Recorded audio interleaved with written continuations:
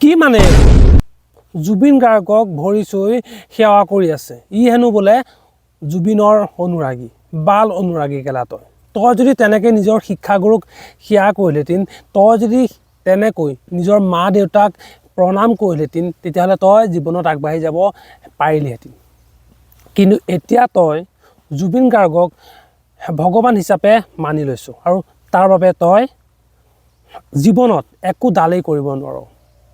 তই মস্ত এটা মদাহী হবি আৰু মস্ত এটা পাগল হবি কাৰণ জুবিন গাৰ্গ কেতিয়াও ভগৱান হ'ব নোৱাৰে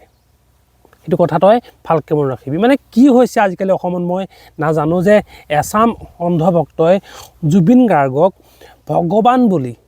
বিশ্বাস কৰিবলৈ লৈছে আৰু জুবিন গাৰ্গ ভগৱান নেকি জুবিন গাৰ্গে গান গায় জুবিন গাৰ্গে গান সৃষ্টি কৰে কিন্তু জুবিন গাৰ্গ কেতিয়াও ভগৱান হ'ব নোৱাৰে মানে সিহঁতৰ মাথাত কি আছে মই একেবাৰে নাজানো কিন্তু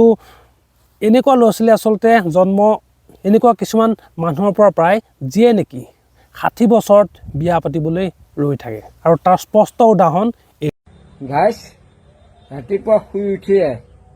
যিজনী ছোৱালীয়ে মোক ক'ব চাহ খাবনে চুমা খাব সেইজনীকহে মই আনিম চুমা দিয়াৰ পিছত চাহ দিব সেইজনী ছোৱালীহে মই আনিম প্ৰথম কথা যে ককাৰ আপোনাৰ এতিয়া হৰিনাম লোৱা বয়স এতিয়া আৰু আপোনাৰ চুমা খাই চাহ খাবলৈ বয়স নাই আপোনাৰ বাল পকি গ'ল মানে আপোনাৰ চুলি পকি গ'ল আৰু চাগে ক'ত কি পকিল তাৰ কোনো ঠিক নাই এতিয়া আৰু আপোনাৰ চুমা খাই চাহ খাবলৈ সময় নাই মানে ভাইৰেল হোৱাৰ নামত মানে ইমান ফকতি আমি কিয় যদি ইমান খজুৱতি উঠিছে তেতিয়াহ'লে আগটো ভোট জলকীয়া ৰসত ডুবাই থ'ব 10 মিনিটৰ পিছত অলপ আৰাম পাব নেক্সট বাৰ আৰু এনেকুৱা মক্কেলামি কৰিবলৈ সাহস নকৰে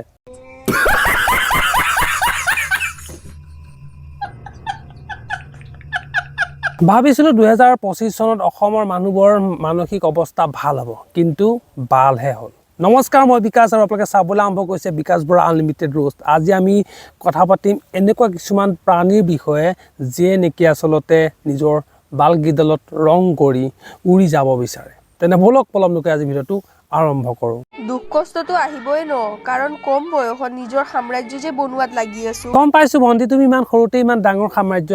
বনালা বুলি ইমান বহলনে পিছফালে থকা তোমাৰ গেটখন আৰু তুমি যে ক'লা ইমান ডাঙৰ সাম্ৰাজ্য বনাইছোঁ বুলি তুমি চাগে তলত ফটা পেণ্টিহে পিন্ধি থাকা আৰু তাৰপিছত লেকচাৰ দিয়া ডাঙৰ ডাঙৰ কথা ধুত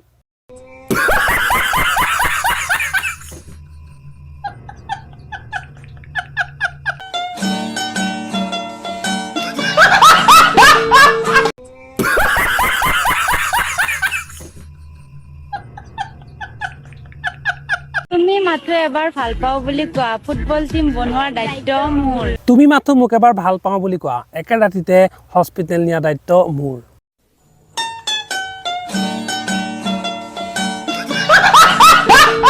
ভুল নুবুজিব ৰাইজ মই এই লগত তেনেকুৱা একো নকৰোঁ মাত্ৰ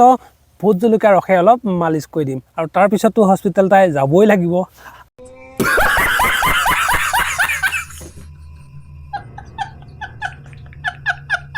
ভিডিওটো ভাইরাল হওয়া নাই স্যার এখানে আজি টুব লগাইছো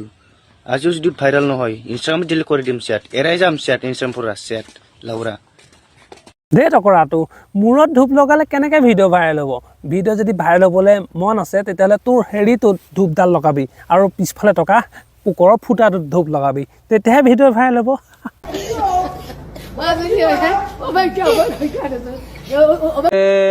মই অলপ দেখাত হ'ব বাৰু সৰু কিন্তু